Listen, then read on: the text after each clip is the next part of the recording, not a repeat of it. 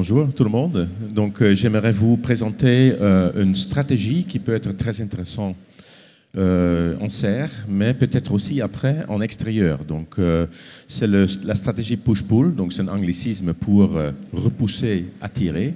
Donc en fait, manipuler le comportement des ravageurs ou des insectes en général dans les cultures. Donc aujourd'hui, on a déjà pas mal de techniques alternatives pour faire face aux différents ravageurs dans la culture.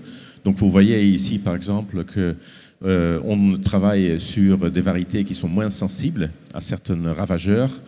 Il y a aussi une possibilité d'utiliser donc les auxiliaires, donc soit en préventif ou en curatif.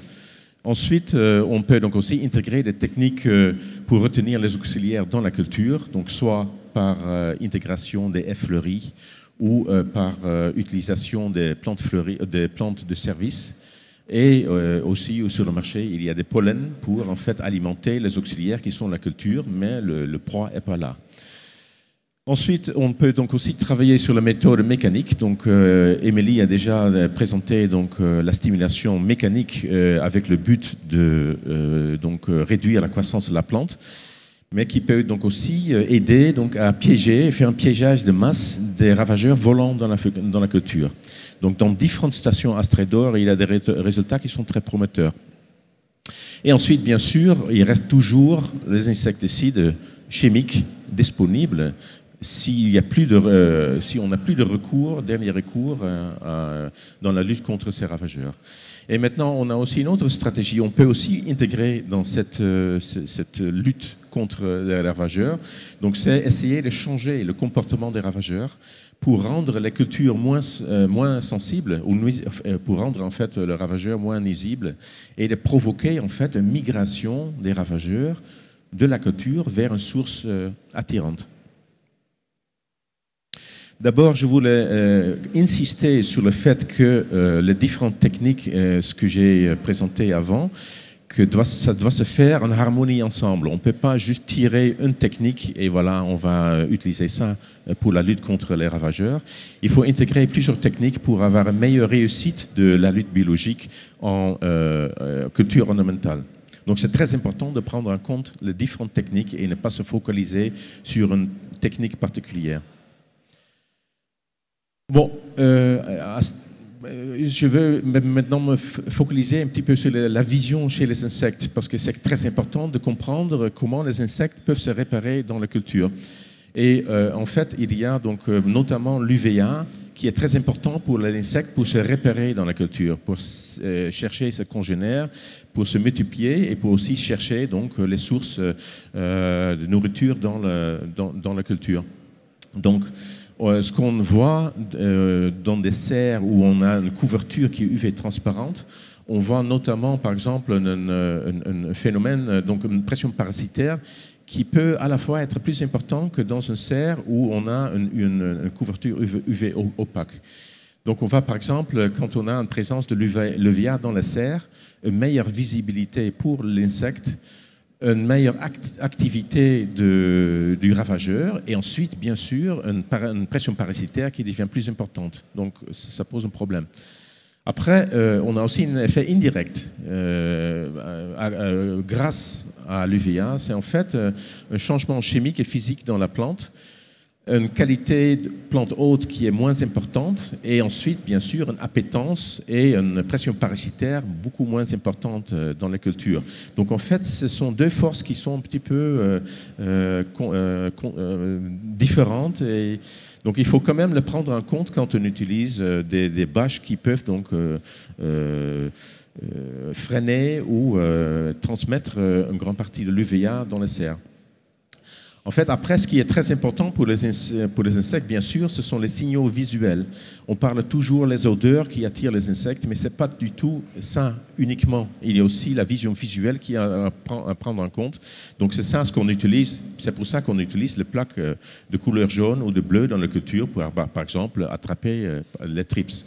Mais ce sont aussi des fleurs et des feuillages. Et ensuite, on a aussi les formes des végétaux. Donc, il y a plein d'articles scientifiques qui démontrent qu'une certaine architecture de la plante peut donc attirer certains insectes dans la culture. Après, au plan odeur, c'est pareil. Donc là, il y a une forte attraction quand il y a, par exemple, des phéromones, des congénères dans la culture. On a des kairomones, donc c'est plutôt une communication interespèce avec lesquelles donc, on peut aussi attirer les ravageurs dans certains endroits. Et on peut utiliser aussi les plantes de service dans la culture pour attirer en fait ces ravageurs. Donc ce sont les odeurs qui sont hautement attirantes pour ces ravageurs et souvent plus attirants que la culture elle-même. Donc ça c'est une possibilité, utiliser cette technique pour manipuler en fait le comportement des ravageurs. Ensuite, il y a aussi on peut aussi induire un effet répulsion avec donc des sources qui sont répulsifs. Hein. Par exemple, il y a des cultures, des plantes comme Desmodium qui sont qui donnent un effet répulsif sur l'épidoptère dans certaines cultures de maïs. Mais on peut aussi penser, par exemple, aux composés soufrés comme un extrait d'ail ou des huiles essentielles pour en fait mettre en place un effet répulsion dans les cultures. Ensuite, avec Astrédor Pays de la Loire, on était dans un projet Diaplase pour identifier les plantes de service hautement attirantes dans les cultures pour en fait réguler les ravageurs dans la culture. Et donc notamment Astrédor Pays de la Loire a travaillé sur aubergines pour attirer les aleurodes et pour réguler la population. Et Bergenia contre Otiorenc dans la culture de pépinière. Donc, on a aussi travaillé sur les tagettes pour en fait attirer de façon très importante les trips vers les plantes de service. Donc ce sont des travaux qui sont déjà faits et aujourd'hui on est en train de voir comment on peut mettre en place toute cette connaissance dans une autre stratégie. Donc plutôt une stratégie qui est plutôt où on utilise la répulsion au même temps que l'attraction, donc à induire en fait une migration dans la culture.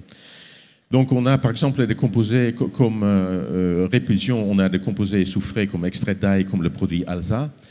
Au niveau Bordeaux, on est en train de travailler sur les huiles essentielles des plantes qui peuvent donc aussi être une répulsion contre certains ravageurs. Et ensuite, on travaille sur donc, les stratégies push-pull. Donc on utilise une répulsion dans la culture avec des composés soufrés ou huiles essentielles. Et on utilise par exemple des plaques chromatiques en combinaison avec des phéromones ou avec des kairomones ou même des plantes de service. Donc là, on est déjà dans une démarche de répulsion, attraction, donc push-pull.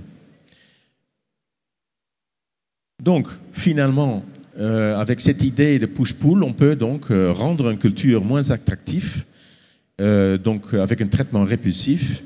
Ensuite, on peut placer dans le périmètre des sources attractives, par exemple des plantes de service ou des plaques chromatiques avec des kairomones. Et ensuite, donc, on peut donc, en fait, repousser le ravageur de la culture vers les sources attractives. Donc, c'est indiqué en fait, dans cette image. Et bon.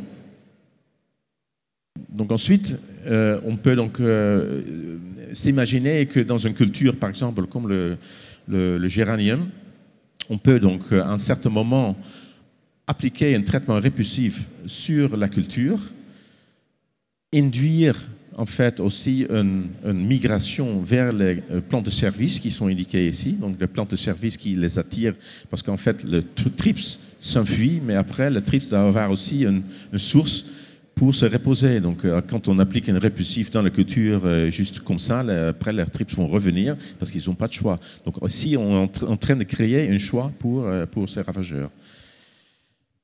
Et donc là, donc on voit que les TRIPS sont repoussés vers les PDS, vers les plantes de service. On fait un remplacement régulier des plantes de service. Et ensuite, donc, avec cette action, on peut donc baisser la pression parasitaire dans la culture. Bon, c'est joli tout ça, c'est un petit peu aussi théorique, mais on a mis en place donc une expérimentation pour vérifier cette action. Donc ici, vous voyez dans une culture de géranium, côté culture, donc à gauche, vous voyez l'évolution de la population de TRIPS dans le temps. Donc on a inoculé 1000 trips dans une culture. Et ensuite, on a donc vérifié régulièrement l'augmentation de la population. Et à un certain moment, on décide à appliquer un produit répulsif dans la culture. Et ce qu'on voit tout de suite, c'est que quand on applique le traitement répulsif dans la culture, on voit tout de suite une baisse des trips adultes dans la culture de géranium. Et ensuite, à droite, vous voyez le nombre de trips sur le plan de service, donc sur la tagette. Donc, vous voyez directement après une augmentation des trips adultes dans le PDS. Donc, ça démontre déjà qu'on peut donc induire une migration de ces ravageurs vers les plantes de service. Et donc, ça, c'est donc déjà une indication qu'on pourrait donc utiliser cette technique dans la culture.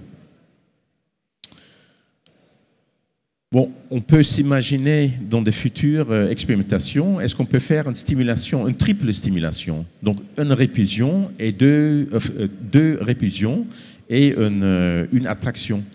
Par exemple, en utilisant un répulsif dans les cultures comme Alza, stimulation mécanique pour en fait déloger les ravageurs dans la culture, les attraper soit sur le système de stimulation, soit les diriger vers les plantes de service. Et donc ensuite, utiliser aussi les plantes de service pour les attirer. Donc il y a en fait une triple force pour contenir les ravageurs dans la culture. Donc ça, c'est peut-être quelque chose à développer sous serre pour diminuer en fait cette pression parasitaire. Donc ça, ce sont des réflexions à développer dans les stations. Donc, en conclusion, par rapport à la stratégie PD push-pull, donc c'est une sous-culture protégée contre TRIPS. C'est une technique très prometteuse. Donc, ce sont des stratégies qui doivent être intégrées avec d'autres méthodes alternatives, bien sûr. Malheureusement, les sources répulsives et attractives sont adaptées à chaque culture, hein, parce que bon, les cultures, il y a des cultures qui sont hautement attractives pour les TRIPS, donc il faut trouver d'autres sources qui sont encore plus attractives. Et il faut utiliser donc aussi différentes répulsifs. Et ensuite, on peut donc aussi développer les stratégies push-pull sur d'autres couples cultures et ravageurs. Donc ça complexifie en fait notre travail. Des perspectives, c'est surtout, je me base surtout sur les travaux qui sont déjà faits en extérieur. Donc il y a aussi un potentiel en extérieur.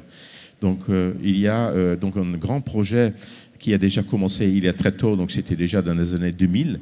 Donc là, c'est sur une culture de maïs où on intègre en fait une plante Desmodium qui est donc une plante répulsive, ce qu'on met dans la culture.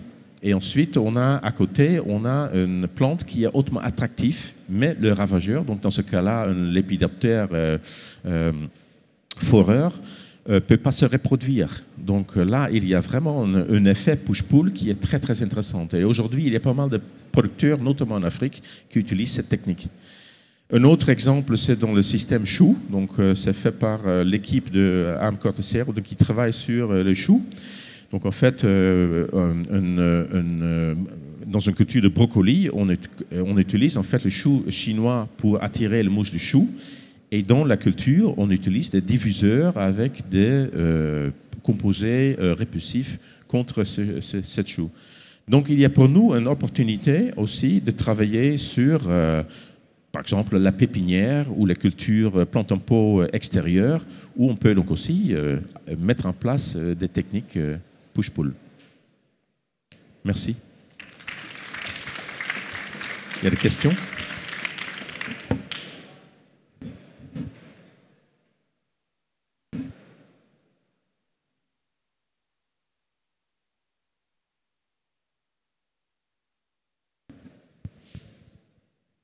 Oui, donc Laurent Astredor, tu disais là sur ton premier slide que toutes ces techniques étaient complémentaires et que la lutte insecticide, c'était en dernier recours si on ne pouvait pas faire autrement.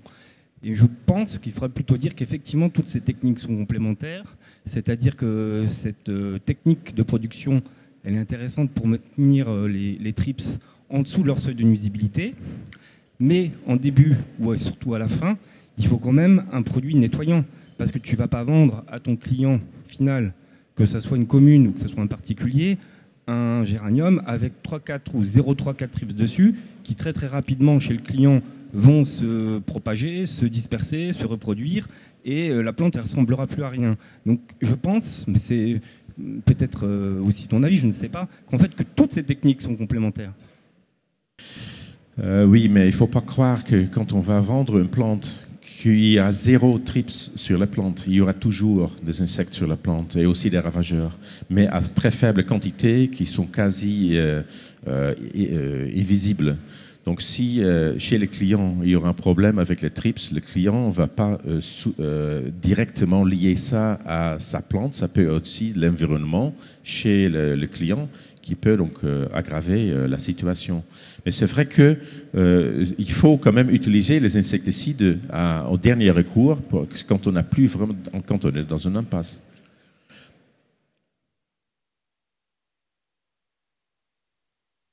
Et une autre précision,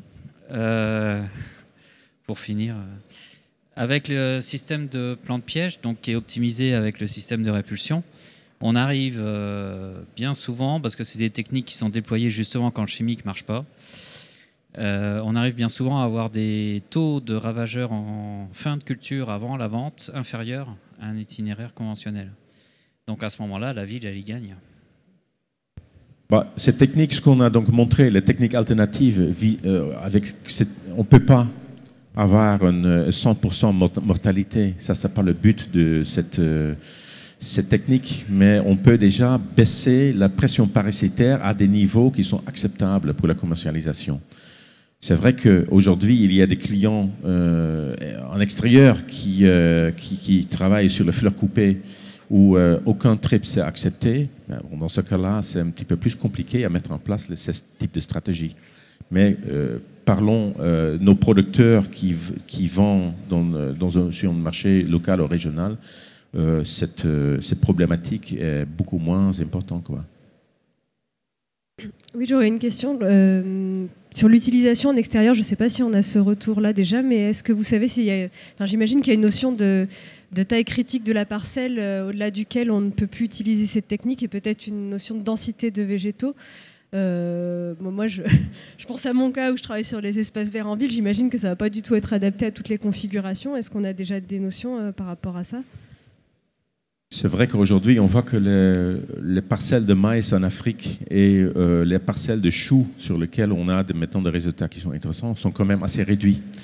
Donc ça indique déjà qu'il ne faut pas avoir des parcelles qui sont beaucoup trop importantes. La taille aujourd'hui, c'est pas trop connu, mais ça doit aussi faire objet de cette expérimentation.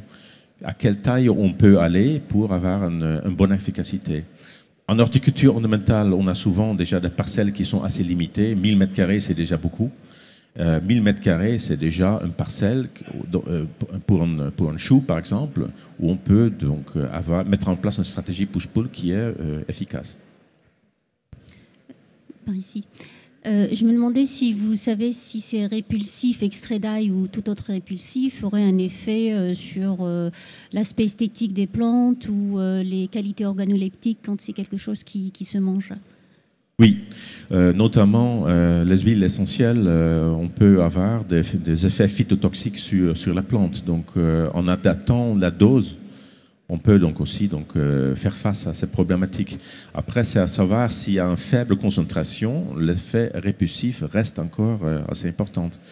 Là, c'est plutôt un travail qui est fait à Bordeaux par Astridor Sud-Ouest. Donc c'est un travail en cours. On travaille sur les diffuseurs, on travaille sur différentes huiles essentielles. Et donc c'est un travail en cours. Donc je ne peux pas encore répondre par rapport aux doses spécifiques pour éviter les problématiques organoleptiques et autres sur la plante.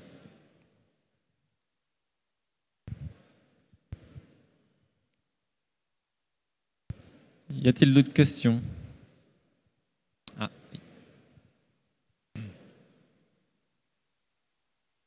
Je vais juste apporter un petit complément sur... en fait, on a commencé à travailler justement avec l'Alsace sur l'aspect répulsif, qui est un produit qu'on applique en pulvérisation.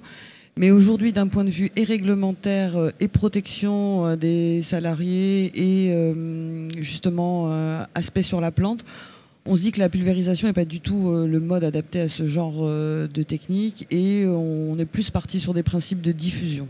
Alors maintenant, diffuseur du type... on travaille sur un médiateur chimique. Là, l'idée, c'est vraiment de court-circuiter l'environnement olfactif, on va dire. Et du coup,